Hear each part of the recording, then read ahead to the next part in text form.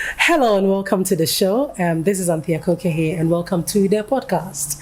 Today I have with me a dear friend whom I share a lot with when it comes to historic stuff, spiritual historic stuff. Her name is Shanti Brown, the one and only Shanti Brown, the diva. She is a historian and a Pan-Africanist and also a counselor.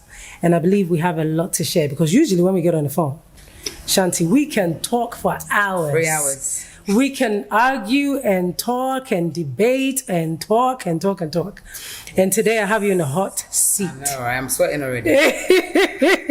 You're here and you're going to answer a lot of questions. What is it with you and history? What is it with you and history? History. So for me, history is like a blueprint for me. So if to know yourself, to get to somewhere, basically, in order to know the future, you need to know your past. That's how I see things, generally. Right. It could be a job. It could be anything I do. I need to know history, and it helps me go further. To understand where you're going. Right. So would you say something that is like a calling for you? Yeah, I like to be a bit modest. Calling, okay. Because you're very passionate about it. I'm very passionate. Like I said, every time we talk about things, anything in relating to history. I remember the other time we were talking about the Akan symbols, you know, and you were showing so much. You were talking so much about the different aspects and what it means and how it affects us and all of that. And I'm like, is it a calling for you or is it just a passion? Okay, maybe it's a calling then and a passion, because you see, going back to that clan thing, all my life I've been like a very strong woman, even from when I was young. Like my nickname's like old woman anyway. People think I'm an old soul.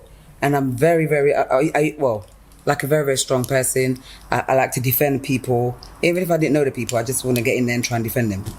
And I tried to tone it down for so long so people wouldn't say, this one has got attitude or she's too aggressive. Because you know the notion, black women are very, we're forward, we're too strong. Right. Up until I find out, okay, when I looked at the clans. Now, my clan, I mean, we speak different languages. In Ghana, we got Twi, we got Ewe, we got... Hausa. But in my language, my clan is Bretu, right? And I basically, through history, I realized the women are very, very strong. They're extremely strong. They used to go to war and everything else, so they're brave. I'm sure that all the other ones have their own little things. But, and then I thought, okay, well, I don't need to tone myself down anymore. That's me. I could turn it all I want. Even when I'm not talking, people are like, hey, go in this way, you. But do you know what fascinates me about you? As much as you're very British-minded, you're also very native-minded. Maybe that's where the calling comes in, because it's, like I can't pretend. I believe it's probably a calling for you because, and you seem to know so much about... No, don't say that. I don't know. No, you do, because I mean, like with all this British and all these things that you're talking about, I had no idea. But you know what? So that time that I had that conversation with you, that's when I realized that, okay, so the clans actually mean this, and it actually has this. I mean, why is it so important for anybody to know about their historical background, where they're coming from? Why is it so important? It's extremely important, because if you don't know where you came from, you're not going anywhere. Whether you know, you don't know, you want to do it, you don't want to do it, you're not going anywhere. That one is a fact, because you really have to know where you're coming from in order to go. But isn't that a thing of the past? No, it's not, because basically history... History has happened, it's gone. Why do I need to... No, history is how you were formed. It's how my Breto people were formed. It's how my Ashanti, my Ewe, my Ghana people But what has that got to do with us now, today? Okay, so for example, I went to a funeral outside Accra, and I saw a woman who was about 110 or 5 or something. And I said to her, Nana, what's the difference between you guys and us? I mean, how have you lived so long and all of that? I was trying to figure out. And she was like, it's because how they grew up and what they used to do in the past keeps them growing, strong. I'm mincing my words, but it keeps them strong. And as you know, we've got 30, 40 and 50-year-olds dying every minute. We've got people getting early menopause. We've got people who can't have kids. We've got men who can, all of that stuff. And that has something to do with because we need to find out. For example, as a woman, right, we need to find out our mums, our nuns, our great-great-grand's menstrual cycle, right? You need to know when they went on, when they got their menopause. Right. Because in my family, they have a late menopause. In other people's family, they have it early. Some people's family, they couldn't breastfeed. Other people could breastfeed. Even to the point where, back in the day when people get married, right, they could say, I don't want to get married. I don't want to go in that one's family. They used to be a bunch of thieves. They had fits. I mean, I've heard stories of so if you don't do this family has mental illness. This family, so therefore, they used I to don't be want to get thieves. involved. Yeah. They used to be like fetish priests. They used to be. If you don't do all of them things, how do you know? So does history basically repeat itself then? I wouldn't. Yeah, it does, and it forms you as a person. Like if you don't know your history, how are you going to know how to go forward? If you don't know, all right. For example, if you don't know, right, the women in your family have early menopause, right? So you're busy chilling and partying and having fun, saying to yourself, "I'm going to get married when I'm 30." For example, right? And you don't know. Back in the day, your great grandparents, they had up onto your mum, have early menopause. You're gonna chill and chill and chill. Once you're 30, you get married, no babies. And it's not happening. And you're comparing yourself not to me. Not knowing that it's something that has. That one is not God or witch or nothing. It's the family thing. I was coming to that. I was gonna ask you, if history kind of repeats itself. Yes, I believe in the fact that. You can be delayed. No, biologically we are formed from our ancestors and whatever and all of that. But is it something of a spiritual? I think so.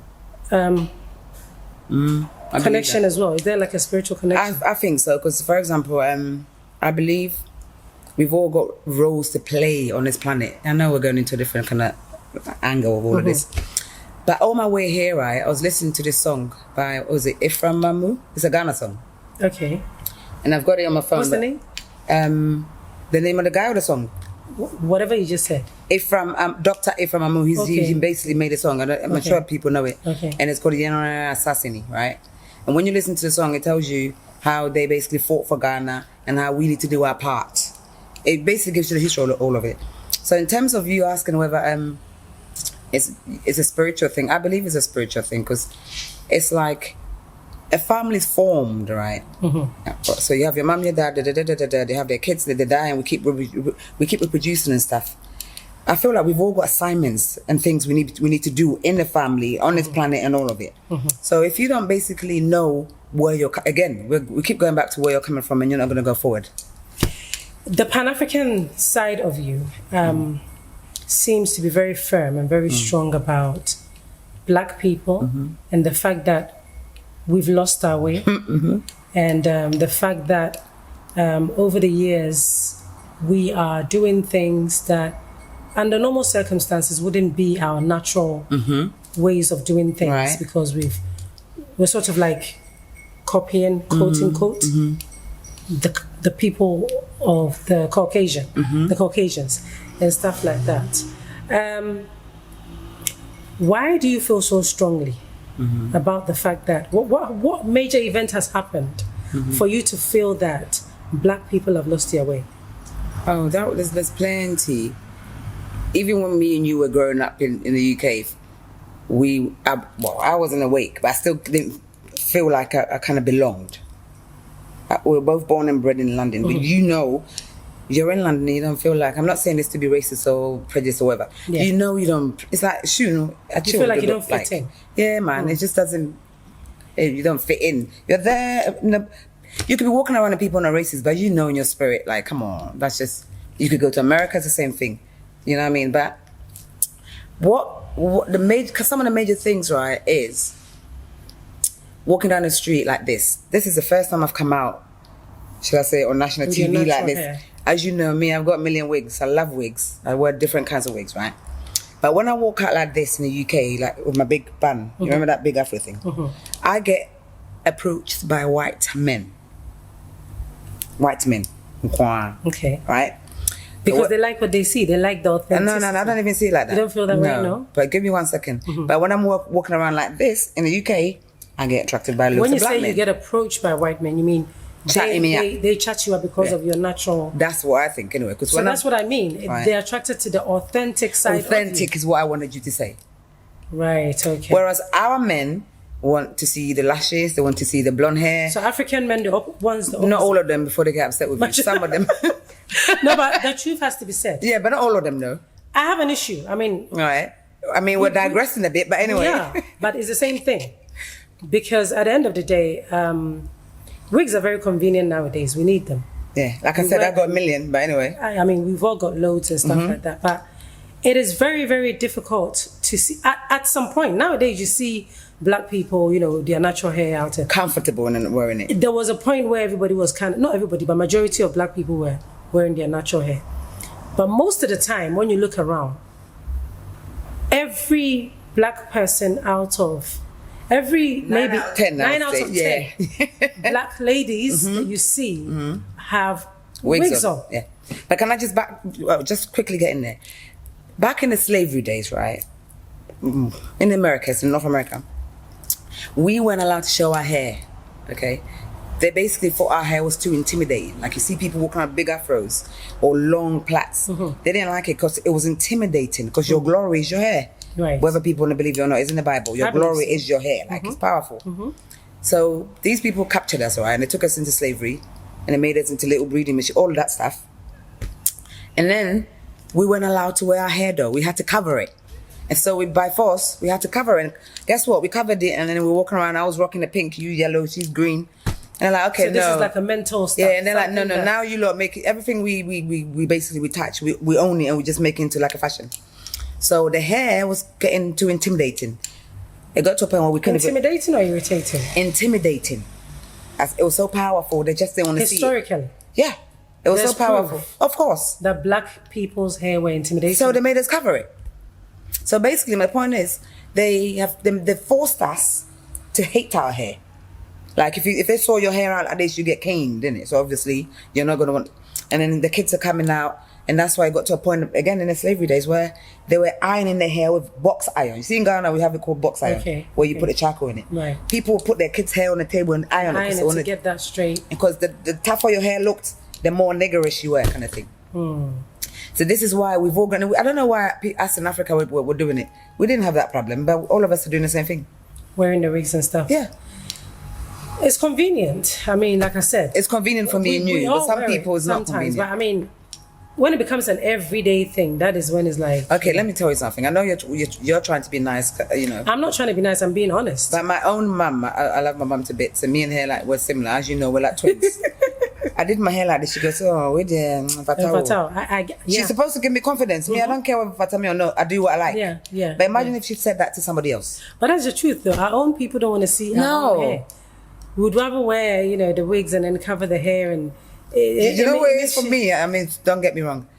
To be with my husband and I have to take the wig off and go in bed. That's my problem, though. I wear it out. You know I have a lot and I wear it. But I find it a bit traumatizing or scary to just get in bed. And take off the wig and then... Like, because some people just wear it 24/7, swimming up and down. Like, come on. Isn't that a bit... Anyway. It's interesting. It's interesting that you should say that because I think these are some of the things that we take for granted. The fact that mental slavery still does exist, you know, and a lot has happened over the years. And it seems like we talk about liberation every single time, but yet mentally, a lot of us are still not free. Yes, and that's the reason why we have cut off history. We don't want to hear it. Who don't want to hear it? We don't want to hear it. Who's we? The black people? Everybody, most people. I'm sure you get Indian people who don't want to. They don't want to know. They just want to be all Englishy or African. But they're living in Ghana and they want to be all Ghanaian. It's the same thing. My point is know where you're from. Because imagine if I'm Nigerian, right? And I was born and bred in Ghana, right? Yes. Some of the Nigerians, we're not going to go into that Israelite business. Yes. But some of the Nigerians are Hebrew. We will. They're Hebrew Israelites. They're not supposed to eat pork, right? So imagine if I'm Nigerian, right? I was born and bred in Ghana. I've been here all my life. I'm chilling with my friends. We're going to wherever, and we're eating pork on the side of the road now. And then what's going to happen then? It means I'm cursed, basically. I can go to the uni. You apply for the job, you get it. I don't get it. Because my ancestors, my God is upset with me because I'm not supposed to eat pork. That's a God. It could be any little God or whatever. But the point is, you mean the deities? Deities, little gods, whatever people want to call it. Okay. They're not supposed to eat pork. You're eating pork because you don't even know, though. I.e., when I meet people, right, general people, whether they're white or black, I want to know where they're from. Friends as well, I want to know where they're from. Like, Because, yeah, I mean, I remember having a conversation with you one time, and you made a statement that it doesn't matter how you were born and raised in England, it doesn't matter how long you've lived there, it doesn't matter how well you speak the language, you are not British. No. That's your belief. I don't believe a that. lot of people will dispute that. They can do that a whatever lot they of want. people will argue that. They can do whatever they want. Because once a person is born in a country, that's where they're from. You know what, you can believe whatever you want to believe to make you feel good. That's your problem. The fact is, you're not from there. Well, what makes you say that? How am I a Shanti Why are you so woman? strong on That's that? my belief. I'm not forcing anybody to believe that. That's fine, but I want to know why you have that strong belief. Okay. Like I just said, my clan, people don't believe in clans, but my clans, I feel like I have the can't pronounce it. I have the traits of my clan, sorry, right? And then that's who I am. For example, you can basically bring up or give birth to a Chinese child in Ghana and say by force they're Ghanaians. Does that work? Now that you've asked that question, it's quite tricky. No, Because it can't if be a tricky. Chinese came and had a child here, Yeah. I would still refer to that child as Chinese. Why though? Because you just said to me. I know, but right? I'm just saying, like, you throwing that question back at me now is making me think that you're probably right when you say, even though a person is born in this country does not make them. It means they've got legal. I mean, they're free to do whatever they want and pretend like they like the people, but they're not really. You know, if I went to England and I remember when I used to go to America, right? Because I worked for what airline, right? And they used to say to me, "Oh my God, you look American." I'm like, "No, I'm not American. I'm from London." "Oh, so you're not English, you're British." And the American people were telling me I'm not English, I'm British. And back in the day, I'm like, "Oh, okay, what's..." It means you're not white. If you're white, you're English. If you're black, you're British. British, ish is 50-50. So if someone says you're Ghanaian-ish, it means you're part Ghanaian and part something else, no? So British is not real British, is it? No, but you see what I mean though? It's fascinating. What you're saying, I mean, we can go into it forever. I mean, like I said, when we get on the phone, you know how long we stay on the phone? Right? Because there are so many questions that come to mind when we start having these conversations. And like I said, not everybody will agree with that. But that's your belief, and I respect that. And I don't really want anyone to believe what I believe. At the end of the day, we're all going to get judged separately. So, But I want us to go into this clan thing. okay. You talk about the different clans, you know, what are the different ones? I think I remember my one, obviously, the Bretuo one. I remember Asuna. Bretuo, Asuna, Oyoko, and then I think there's 6. I can go and Google it, but anyway, I know mine. Okay, with your little British mouth, talking about British. No, because when I meet people, I like to know where they're from, so I know how to deal with them. Let's talk about yours. My clan. What are their characteristics? They're brave. They're strong women. I mean, for example, in marriages, they're like a ride or die chick. Okay. They're very strong. Like even back in the day, right, when the men used to go to war, they used to get sent first. The ladies used to get sent No, first. they weren't ladies. They were like the women used to get the women sent are proper strong, holding them little skinny guns. Yeah. I don't know what tribe what clan she was. I have to check. I'm so sorry about that. But they used to go to the funeral. I mean, the war with that small. What do you call it? Okay, I don't know what that is. I'll find it and I'll tell you. And then they used to go first before the actual warriors will come. And then there used to be some behind them, stocking up in terms of running out of gunpowder. So they were actually on the battlefield. So, I mean, I was talking about the fact that I wanted to know a bit more about your clan. Okay, so I know like during the break something came up and we were trying to do a hash, but you want me to say, so I'm going to say. So my clan basically is a symbol of bravery and aggressiveness. Obviously. And I know you quickly want to get in there. That speaks for itself. Before you go into the aggressiveness, there's pros and cons. So before you can talk now. Now a lot of things make sense when you're concerned because the aggressiveness. Aggressive towards life. For example, I used to go into, like I can go into like Obama's office. I'm not saying I've been there, I'm just saying. I can go into like anybody's office and I can talk to anybody. I believe I can talk to anybody. Whether they're, even if, whatever. Is it because of that thing with your Well, clan before I didn't know, but now I know. I feel like I'm very brave like that. Like, where did I go? I think I went to the airport the other day, right? And then something happened and everybody was, I just stepped in there and they were like, "Hey, sister, we like, obviously I'm short in it." So they're thinking, "Where's she going?" I'm like, "Yeah, what's up?" And I just did it and So you see like the Bretuo, is it like a family? Let's say. It's a clan, yeah, it's a family. So the clan is like one family. So everybody of that clan is supposed to be a family member? No, because you get Breto in Ewe, you get Breto in Ko. Oh, you get. I see. Yeah, Breto. Basically, we okay. So you see, we came from somewhere else years and years ago. Same way your clan probably came. I don't know where. That's how it worked. And then we all just, for example, I went to a little place in a Shanti region called Ayasi, right? And in that place called Ayasi, that's where most of their clans came from, right? And when I say Akan, I mean Kwo, Achim, and all the other Akans. Some of them came from there. Specifically Achim and Kwo. And they had a little tiff. So the Kwo people just bagged it off and went to the mountains. And then Achim people went wherever they went as well, right? So that Ayase is like a kind of where we just came out of the sky. I don't really believe that, but that's what they're saying. The Breto people just appeared out of nowhere. Do you know why I'm excited I'm having this conversation with you? Because I feel like the generation today, the youngsters nowadays in our generation, in our country, from Ghana, majority of us don't even know this. Like we're lost. But you don't even know your clans. I didn't even know until I started having this conversation with you. And then I dug deeper and found out that, okay, so this is what it is and this is how it affects us and all of that and all of that. You were born and raised in London and you have this interest to have digged your past historically to find out who you are. And so I feel like to some extent it's a shame that, we're sort of like losing that. It's scary. It's not. I find we're it losing scary. it. I feel like we're losing it. We don't know who we are. Or is it because now we have a lot of Christianity? Times have changed. There are religious, aspects to us now. We know God now, and so could it be that we feel like, okay, we know God now, so because that's how I used to feel. For me, I'm like, I'm a Christian now. Why do I need to know about all this clan thing and how it affects me? But even in the Bible, Jesus knows his clan. He's a lion of the tribe of Judah, though. So it means we're not even reading the Bible properly. I'm ashamed. No, don't be ashamed. You're right. Don't be ashamed. But we like to hide behind the New Testament where it says, I came to fulfill all of that stuff. And they're sinning and talking about grace. So I'm going to get in trouble if you get me going down that road. But anyway, if we want to go down in the Bible, they know the people in the Bible, they knew their clan. That's right. So we don't know what we're talking about. We were messing up completely. Because the 12 tribes of Israel, they knew their clan. So therefore it's important to know your clan. You need to know your clan, though. You are a religious person. You could be a Muslim, you could be a Christian, you could be sorry, but imagine if you're a Muslim and you were born a Christian. Or a Christian, you were born a Muslim. You're messed up.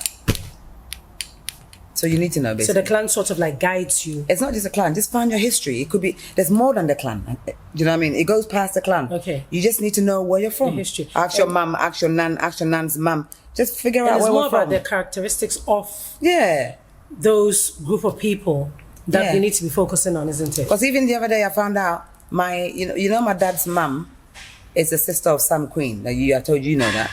And then apparently one of their siblings was a fetish priest. And then the other day, my mum was talking about, my mum too, she said, him somewhere. One of her uncles too was like a Muslim god. Like all these, you need to know. So, okay, you claim you're a Christian. And I guess it will help us to know how to pray as well. Right, exactly. And probably the right way to pray and you keep going on about how you're a Christian, and you got some Muslim in your family. So if you're a Christian, you better be praying, you know what I mean? Like every minute. Right. And name the name if you think that's the one that's making you miserable. But you don't know they're trying to be Englishy or Ghana. So we could be praying amiss. Of course you're praying amiss because you don't know. And remember in the Bible, in the kingdom of darkness as well, when you're dealing with a demon, you need to mention their name. If you don't mention that demon's name, they ain't going anywhere.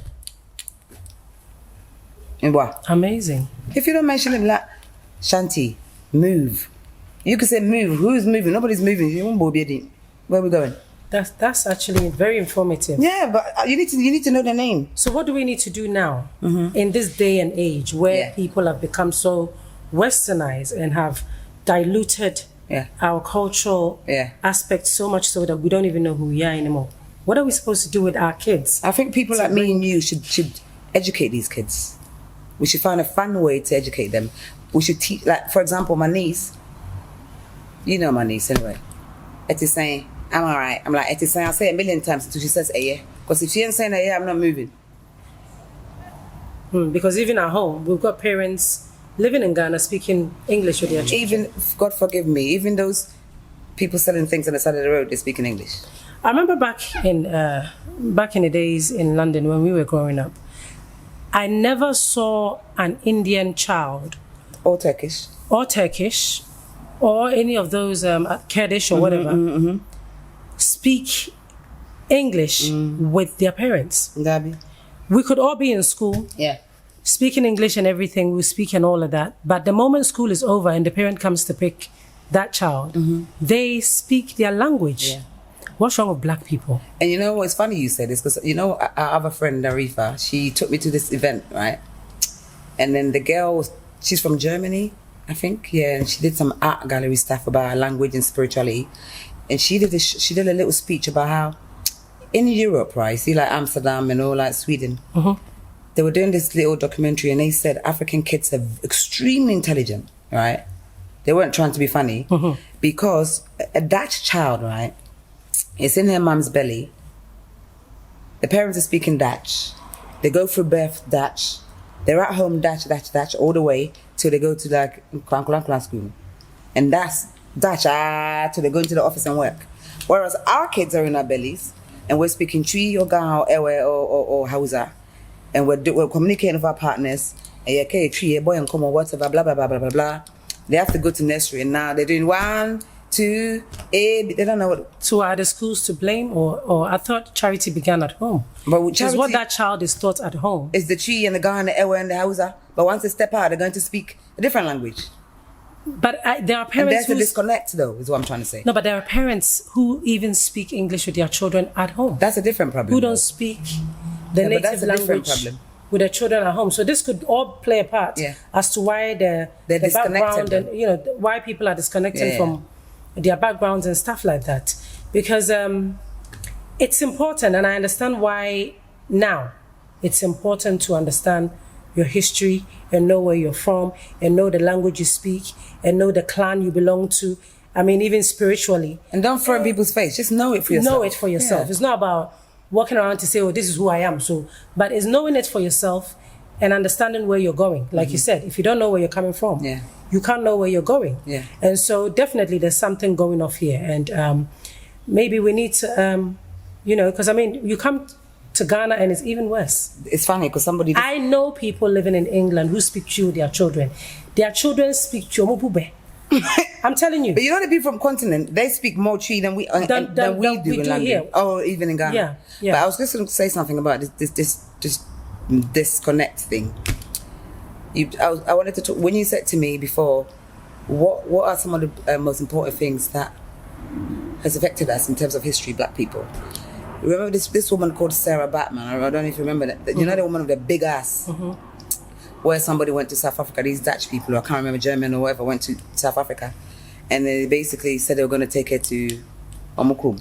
They got there and then they put her in a cage, obviously, you know, we're just using her almost, she was in a cage like an animal, wasn't it? They couldn't believe the woman had a big ass. A big bum, right? Yeah. And they just sexualized her and did everything they could do, anything worse, right? And this is why some black white men, I'm not saying all of them, want to just try us and see, like, we're exotic to them. We're like a object. Right. And it's something they need to try, if you see what I mean. Now, I feel like these young girls need to know all of this. Even the other day, I sent you something about how they used to use black women as guinea pigs because they said we don't feel pain.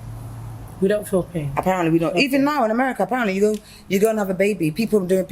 More people are doing home birth. Okay. Because you go to the thing, you could be there in labor and pain, and they're not minding you because apparently they think we can take pain better. The black person can take pain better. Right. All of these things we need to know. Because imagine if me and you move to America, we're going to get pregnant. But then one may argue and say, well, times have changed. No, times ain't changed. We've moved on. I mean, why do we need to dwell on, you know, the past? And right now, English is a global language. Everybody speaks English. Everywhere you go. But English is the common language to communicate is in English. English is a common language. So if we lose that, if we don't, you know, hold on to that, how do we evolve? How do we... Okay, English is a common language. So you know and I know. In Enfield Council, right, now they don't speak much English. They speak 10% English. Everybody speaks Turkish. So what happened there? Well, that's because they've been employed by Turkish people. So but it's a That's English council, no? It is an English council, but the majority of the people employed there are Turkish people. But they're in England. If you go to Dubai, you can't start talking speaking English. You have to speak their language. And so your point exactly. My point is, be who you are. Let's not switch you are. and be it. Yeah. If I'm going to England, right, it says we have to speak English. Remember, I tell you all the time, if you're in England and we used to moan and you ask, listen, walk to me out, pack your bags and go to Ghana. No one's forcing you, right? But Ghana, when they come here, they want to come and change Ghana and be doing doner kebab and be doing Chinese food. And we're sitting and watching them. Same thing with the language. Same thing. But you can't go and do this in eat Turkey, China. You can't go and do that. But isn't there a case of the opposite? Everybody wants the opposite, right? It's only black people. Everybody wants the opposite. Only black people will love opposite. Because at some point, I remember when, I used to love wearing my African prints and all that. And I'll get some people tell me, but how can you come from England and come wearing all this African? How stupid is that? The mentality was a bit awkward because... I mean, you're more diplomatic than I am, right? Because someone even said to me the other day, I don't like African print. It doesn't look nice on me. So I said, if that doesn't look nice on you, you better be walking around naked because you're African and that's yours. So the point is that we need to be proud of who we are. We need to educate them. And we need to be proud of who we are. We need to hold on to who we are. We need to embrace it and be bold about it and not hide behind somebody else's culture.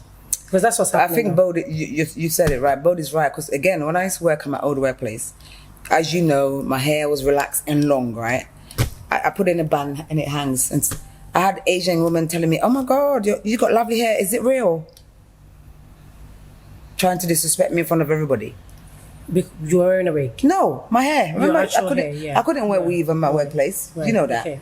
And they're like, oh, wow, your hair's long. Is it real? And I'm like, oh yeah, it is real. Is yours real? And then she gets upset. It's fine for them to tell us black people our hair's fake, but they don't. But they wear more wigs than we do. All they've seen us do is buy their hair and wear it. But they wear more wigs than they wear wigs. That's another thing. Thank you. Do you know most people don't know that white people wear wigs? Asian people as well. They do wear wigs. They even have weave-ons, like they have the little clips. The little clips in their hair. But people don't know this. They think that it's only black people that wear. You know what? I don't have an issue with us being a bit foreign. There's nothing wrong with that. Times have changed, and we've moved on, like I said. So that combination is okay as long as we don't lose our heritage. I'm sure you agree. Yeah. As long as we don't, otherwise, how do we... I do agree, but we need to be very assertive. Again, I'm agreeing with you. Because even in Ghana, people see me, I'm talking in Tree and they're speaking English to me. And they're telling me I'm not from Ghana. Like, hey, this one day also Jamaican you. Or I'm like, what do Jamaican people look like? So it's about, we don't love ourselves though. You know that, right? Because even when I go to Mokola and I speak English, I don't speak English, that's silly. But I have to speak English to hurry up and get my thing and bounce, innit? You have to speak English to the Mokola woman. Like the ones in the shops. Otherwise, they won't. They'll just be rude. I remember I go there with my Muslim gear. You know this, right? So what you're saying is, if you speak Tree to them, they'll serve you, but I find it's quicker when you do English. Really? Try it.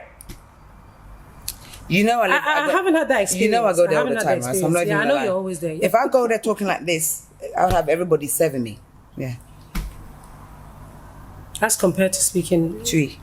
Wow, that's amazing. And I'm assuming Ghana or somebody else or Ewe or wherever. Right, even sometimes they say to me, oh, madam, where are you from? Are you from Jamaica? No. Are you from Liberia? No. Are you from Ghana? Hey! I don't understand what they're doing, but... Okay, so we sort of worship you know we do, come on. Well, not everybody, but majority of the people worship everything foreign. Yeah. And sort of it all goes down to the language and the history. Yeah. Because even when the other day I tried to stop a taxi, because I prefer taxis, even though I drive. I like taxis. So the Uber, they don't know where they're going, right? So you stand there and I was stopping a taxi and God forgive me, some dude who looked Indian or Arab or whatever stood next to me. I stopped the taxi first. The man went past me and picked him up. So I'm black and a woman, though. I see. What has a woman got to do with it? They should feel sorry for me, no? So they claim we're weaker. But nowadays, women say what the men can do, they can do better. No. I'm not of that party. I'm not that. I think that's don't silly. Believe in that. That's just stupid. Most women say what a man can do, I can do, and I can do. Unless they're he, she, that's just a load of rubbish. Basically. But then you said, even in your clan, the women used to lead the war. So therefore, what's wrong with that? I feel like they used to use us as bait. I don't think they can't lead the war. Listen, those warriors were like the Zulu ones. They're very strong. It was all like a little bait thing, no man, and support, like, you know. So I think what it is that what we're trying to say is that yes, the black woman or the African woman is strong. I think so. But they should know their place in being strong. Yeah. Being strong does not necessarily mean be rude or lose your heritage, like knowing your place. Or compete with a man and say what a man can do. We don't want to talk about competing with a man. I'd like to say what we've been sisters for so long. We believe a woman's a neck and a man's a head. The woman can never be the head. Do you see what I mean? Right. Just know your place, and that don't mean me too. You're going to be telling me cook and clean. I know I have to cook and clean. That's my problem. And I'm going to be cooking and cleaning. Don't be telling me, oh, can I have a chip? Can I have a burger? And I'm serving it. No, I know what I'm doing. And you know your place, and you know what you're supposed to do. Simple. Exactly. I am so happy and so glad that we've had this conversation. I know we've touched on so many different things at the same time. Yeah. But it all boils down to history. Yes. And the importance of understanding who you are, understanding your background, probably understanding your clan, knowing the characteristics, and relating it, and even bringing it into the spiritual aspect. Yes. Whether you're a Christian, whether you're a Muslim, wherever you are, it's still important to know who you are historically. Yeah. And let's not lose that heritage. Thank you so much for coming, Shanti. Thanks for having me. And I know that I'll have you again. You need to definitely go deeper because of the other aspects of you. I want to touch about that feminist thing. People need to know I'm not feminist, all right? No, you're not a feminist. I think you're a realist. Yeah. And the Pan-African really shows through. Right. I'm proud of you, of the fact that you're very much British, but you're also very much cultured. And I think that's the combination we're losing now. Yes. You can be foreign. You can be westernized. But I don't want to be westernized, still be cultured. Yeah. I know you don't. You're trying to wash it away. Because they started it by calling me British. You've still got the accent. You can't lose it. It's you're born there, you can't lose it. But the point is, they started it by telling me I'm British. They told you you're British. So you don't accept that you're British. No. That's interesting, and that's absolutely fine by me. Thanks for having me, darling. But I mean, come on, the youngsters out there, let's not lose who we are. Let's not lose our heritage. Let's not lose our foundation, because at the end of the day, as foreign as you want to be, you can't lose your foundation. Is the makeup of who you are. Is what forms you. Yes. And it's what will determine where you're going also. Yeah. Thank you so much for watching and joining us, and we shall see you again soon.